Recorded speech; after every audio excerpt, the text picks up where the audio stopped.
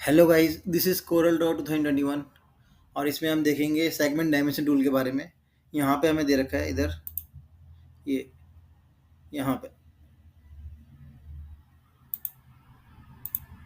ये वाला सेगमेंट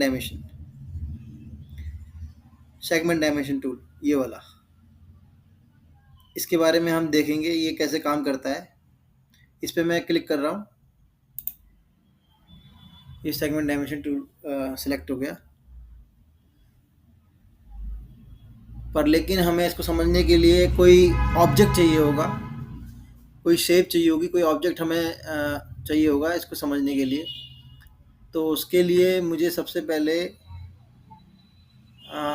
यहाँ से मैं यहाँ पे यहाँ पे मेरे को एक टू पॉइंट लाइन टूल है, टू पॉइंट लाइन। इस पे मैं क्लिक करूँगा और इससे मैं लाइन ड्रॉ कर करके एक फोर साइडेड शेप कोई भी ड्रॉ करता हूँ एट रैंडम।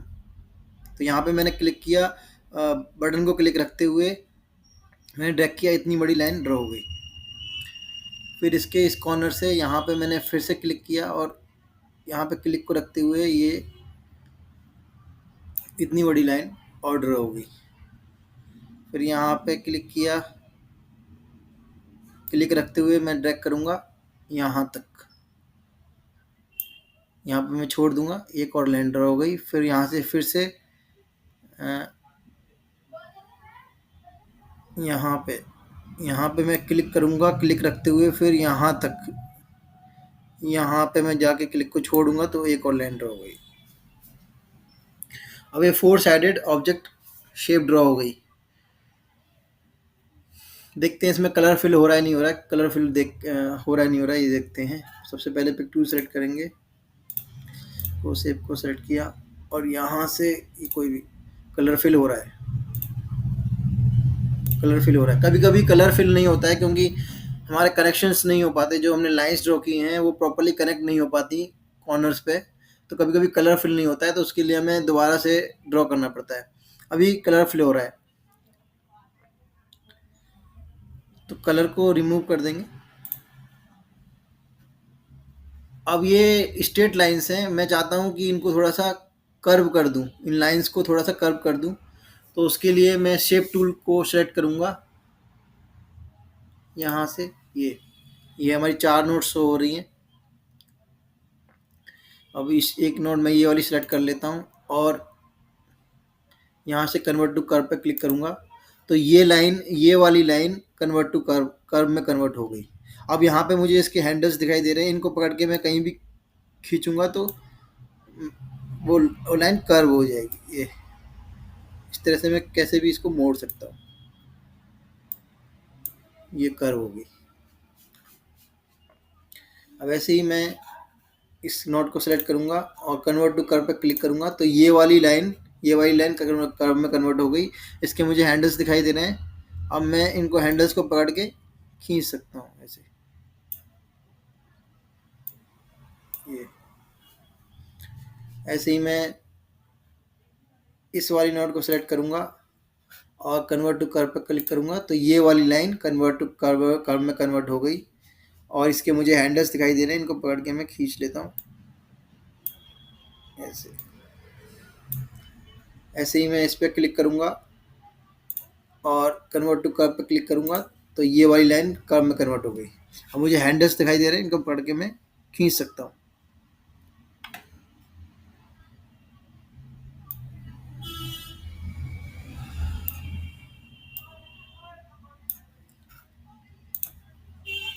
इस तरह से चारों लाइन कर्व हो गई।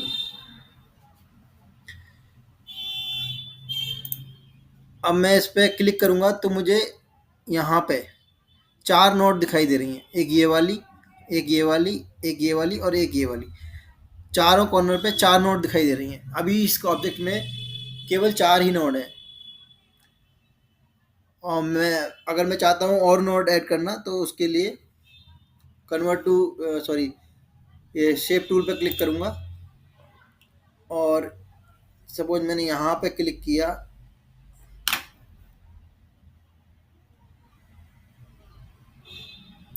यहाँ पे क्लिक किया और यहाँ पे हमारे पास ऐड नोड का ऑप्शन आ रहा है, इस पर मैं क्लिक कर दूंगा तो एक नोड यहाँ पे ऐड हो गई। हैंडल्स मुझे दिखाई दे रहे हैं क्योंकि लाइन ऑटोमेटिकली कर्व्ड है। एक नोड में सपोज इधर भी चाहता हूँ तो इधर क्लिक कर दूंगा, फिर यहाँ पे क्लिक करूंगा तो एक नोड इधर भी ऐड हो गई। या मैं डबल क्लिक कर दूंगा तो एक नोड ऐड हो जाएगी, डबल क्लिक करूंगा तब भी नोड ऐड हो जाएगी। इधर भी कर देते हैं एक नोड ऐड, और इधर दो नोड और ऐड कर देते हैं। ये देखो डबल क्लिक किया तो नोड ऐड हो गई, ये डबल क्लिक यहाँ पे किया तो यहाँ पे भी एक नोड ऐड हो गई। अब पिक टूल सेलेक्ट करूंगा, अब इस ऑब्जेक्ट में मैं क्लिक करूंगा तो अब मुझे कई सारी नोड यहाँ पे दिखाई दे रही हैं। एक नोड ये है, एक इधर, एक इधर, एक इधर, एक इधर, एक इधर, एक इधर, एक इधर, एक इधर और एक इधर। कई सारी नोड मुझे दिखाई दे रही हैं। अब हम समझेंगे सेगमेंट डायमेंशन टूल को कि सेगमेंट डायमेंशन टूल का काम क्या होता है। सेगमेंट डायमेंशन टूल बेसिकली हमें दो ऑब्जेक्ट्स, दो दो नोड्स के बीच में डायरेक्ट डिस्टेंस बताएगा कि डायरेक्ट डिस्टेंस उनके बीच में कितनी है। जो हमारा ऑब्जेक्ट है, कोई भी शेप है, तो उसमें जो भी नोड्स हमें शो हो रही हैं, तो किसी भी दो नोड के बीच में हमें डायरेक्ट डिस्टेंस बताएगा कि उनके बीच में डायरेक्ट डिस्टेंस कितनी है। जैसे कि मैं अभी यहाँ पे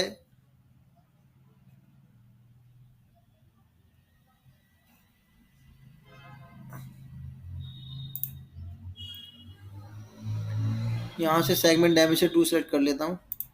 सेगमेंट डायमेंशन ये दे रखा है, सेगमेंट डायमेंशन टूल, इस पर मैं क्लिक करूँगा।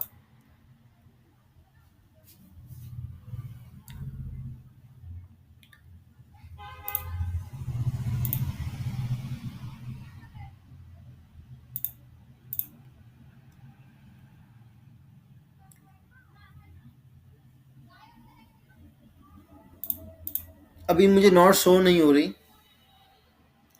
तो मैं कहीं भी इस पे कहीं भी इसके इस ऑब्जेक्ट के बाउंड्री पे कहीं भी क्लिक कर देता हूँ। एक बारी क्लिक कर दिया, अब क्लिक को मैंने छोड़ दिया, क्लिक करके क्लिक को छोड़ दिया। अब इसको मैं ड्रैग करूँगा तो उतनी ही दूरी पर एक मेजरमेंट मुझे शो होगा। तो मैंने क्लिक कर दिया तो ये यहाँ पे एक मेजरमेंट मुझे शो हो रहा है। इसको थोड़ा बड़ा कर लेते हैं, यहाँ से इसका साइज़ बड़ा कर लेते हैं। 24 कर दिया मैंने, 24। अब मुझे शो हो रहा है कि 7.11 सेंटीमीटर इसकी डिस्टेंस है। यहाँ से लेकर यहाँ तक की डिस्टेंस 7.11 सेंटीमीटर है। अब मैं इस ऑब्जेक्ट पर क्लिक करूँगा, पिक टूल मैंने सेलेक्ट कर रखा है, और इस ऑब्जेक्ट में मैं क्लिक करूँगा तो अब मुझे इसकी नोट्स शो हो रही हैं। और जो मैंने ये सेगमेंट डायमेंशन टूल के थ्रू जो मेजरमेंट ये यहाँ पे ड्रॉ किया, ये मुझे यहाँ से लेकर यहाँ तक की डिस्टेंस बता रहा है। इस पॉइंट से लेकर इस नोड से लेकर इस नोड तक की, इस नोड से लेकर इस नोड तक की डायरेक्ट डिस्टेंस बता रहा है कि उनके बीच में डायरेक्ट डिस्टेंस कितनी है।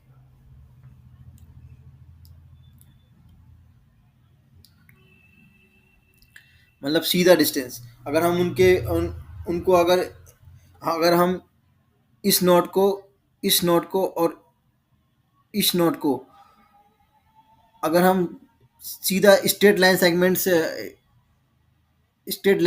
से इन दोनों को कनेक्ट करेंगे तो उस लाइन सेगमेंट की लेंथ कितनी होगी, डिस्टेंस कितनी होगी, ये हमें शो कर रहा है कि उनके बीच में direct distance connecting by line segment इतनी है, 7.11 सेंटीमीटर। क्योंकि हमने यहाँ पे क्लिक किया था, कर्व के ऊपर हमने इस यहाँ पे क्लिक किया था, तो इन दोनों के बीच में डिस्टेंस आ रही है।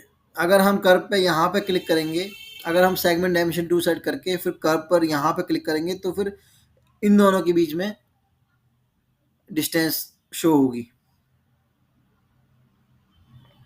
जहाँ पे भी हम कर्व पे क्लिक करेंगे तो वो कर्व जिन भी दोनों नोड से बाउंडेड है वो सेगमेंट, जैसे मैंने यहाँ पे क्लिक किया कर्व के ऊपर तो ये अब मेरे पास ये यहाँ का सेगमेंट इन दोनों नोड से बाउंडेड है, तो इन दोनों नोड के बीच में वो डायरेक्ट डिस्टेंस शो करेगा।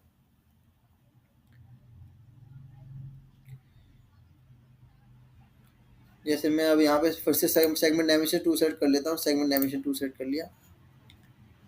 अब मुझे नॉट शो नहीं हो रही है, पर मैं जहाँ पे भी क्लिक करूँगा कर्व के ऊपर, वो पार्ट, वो सेगमेंट जिन भी दोनों नोड से बाउंडेड है, उन दोनों नोड के बीच में डायरेक्ट डिस्टेंस हमें शो होगी। जैसे मैं यहाँ पे क्लिक कर देता हूँ कर्व के ऊपर, अब मैं यहाँ पे इसको क्लिक कर देता हूँ तो ये मेजरमेंट शो हो रहा है। अब इन दोनों नोड के बीच में जो डायरेक्ट डिस्टेंस है connecting by straight line segment यहाँ पे शो हो रही है।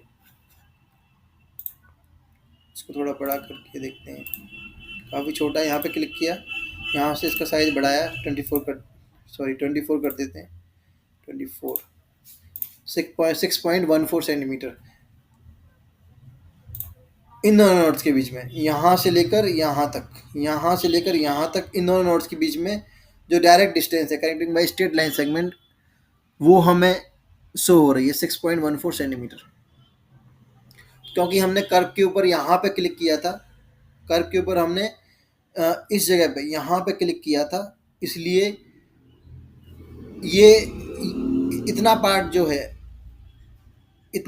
है कनेक्टिंग बाई इन दोनों नोड से जो कनेक्टेड है, ये सेगमेंट जो है, जो कि यहाँ पे मैंने अगर क्लिक किया कर्व के ऊपर, यहाँ पे क्लिक किया था, तो ये सेगमेंट जो है, ये पार्ट, ये इन दोनों नोड से बाउंडेड है। तो इन दोनों नोड के बीच में डायरेक्ट डिस्टेंस कितनी है, सीधा डिस्टेंस, मतलब अगर हम स्ट्रेट लाइन सेगमेंट अगर ड्रॉ करें दोनों नोड्स के बीच में, तो सीधा डिस्टेंस उनके बीच में कितनी है, ये हमें शो हो रही है by segment dimension tool 6.14 centimetre. ऐसे ही हम कर्व पे कहीं भी क्लिक करेंगे तो तो वो सेगमेंट, वो पार्ट जो भी दोनों नोड से बॉन्डेड है, उनके बीच में डायरेक्ट डिस्टेंस शो होगी। अब जैसे ये दोनों नोड हैं, एक ये नोड है और एक ये नोड है, एक ये नोड है और एक ये नोड है, ये दोनों नोड हैं।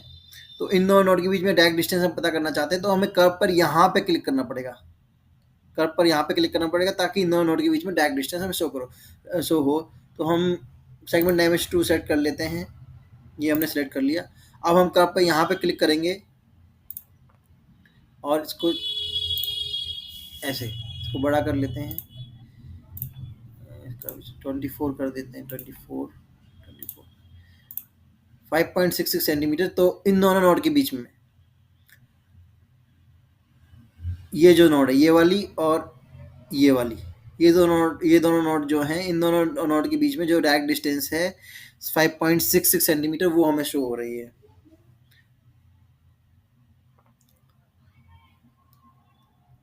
तो इसी तरह से सेगमेंट डायमेंशन टूल किसी भी शेप पर, ऑब्जेक्ट पर जो नॉट्स हैं, उसके बाउंड्री पे जो नॉट्स हैं, वहाँ पे हम कहीं भी क्लिक कर देंगे तो दोनों नॉट्स के बीच में वो पार्ट और सेगमेंट जो दोनों नॉट से कनेक्टेड है, उन दोनों के बीच में हमें डायरेक्ट डिस्टेंस शो करेगा। यही काम है सेगमेंट डायमेंशन टूल का। So I hope guys you would have understood. So this was all about segment dimension tool in our Corel Draw 2021. Thank you.